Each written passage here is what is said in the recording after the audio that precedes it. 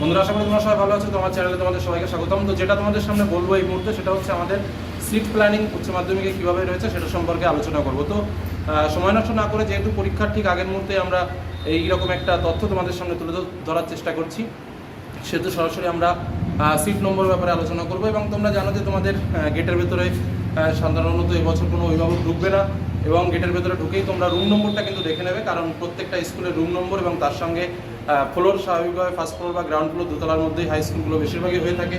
তো ground floor এবং তোমাদের যেটা 1 নম্বর ফ্লোর যেটা রয়েছে তার মধ্যেই কিন্তু সিট পড়বে। আর স্বাভাবিকভাবে ছেলেদের সিট এবং মেয়েদের সিট কিন্তু পুরোপুরি আলাদা রুমে হয়, সেক্ষেত্রে কিন্তু এক রুমে কিন্তু হয় না। তো চলো আমরা এবার পরপর সিটগুলো দেখে নিই কেমন কী হবে।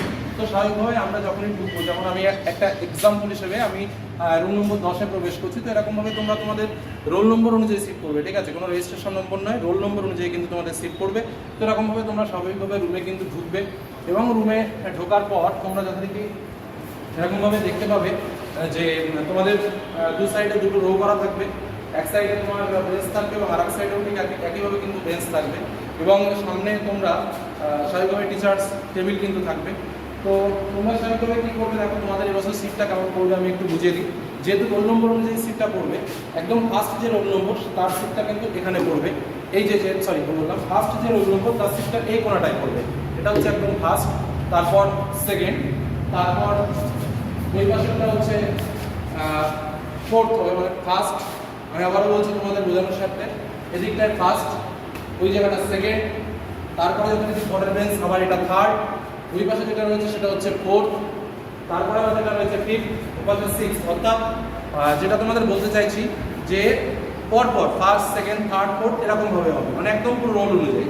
এবার দেখো, এবছর যেহেতু আমাদের পার্ট এ এবং পার্ট বি এরকমভাবে কিন্তু আলাদা করা নেই, সেহেতু আগে যে সিস্টেমটা ছিল আমাদের এস প্যাটার্নে সিট নম্বর বসাতে হতো, এবছর কিন্তু সেরকম কোনো বাধা নিষেধের কোনো নিয়ম নেই। এটা কিন্তু স্কুল অথরিটি ঠিক করছে তারা কীভাবে ঠিক করবে। তবে বেশিরভাগ স্কুল যেটা তথ্য পেয়েছি, যে প্যাটার্নটা তোমাদের বললাম, যে পরপর এক বেঞ্চে 1, 2, 3, 4, 5, 6 এরকমভাবে পরপরগুলো রোল ওয়াইজ কিন্তু সাজাবে।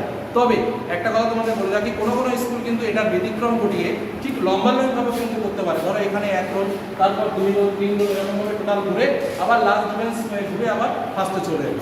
এবং তার পরেরটার ক্ষেত্রেও ঠিক তাই, এখানে টোটালটাকে ঘুরে একদম ফার্স্ট বেঞ্চ হয়ে এখানটায় চলে এলো, তারপর আবার যথারীতি এখান থেকে শুরু করলো এবং এখান থেকে টোটালটা ঘুরে আবার ফার্স্ট বেঞ্চে চলে আসলো। ঠিক এরকমভাবে কিন্তু তোমাদের সিট পড়বে, এবং আশা করি প্রত্যেকের সিট নম্বর বুঝতে আর কোনো সমস্যা নেই। তোমাদের পরীক্ষা ভালোই হোক, সেটাই আশা রাখবো। এই বলে আজকের আলোচনা শেষ করলাম। ধন্যবাদ।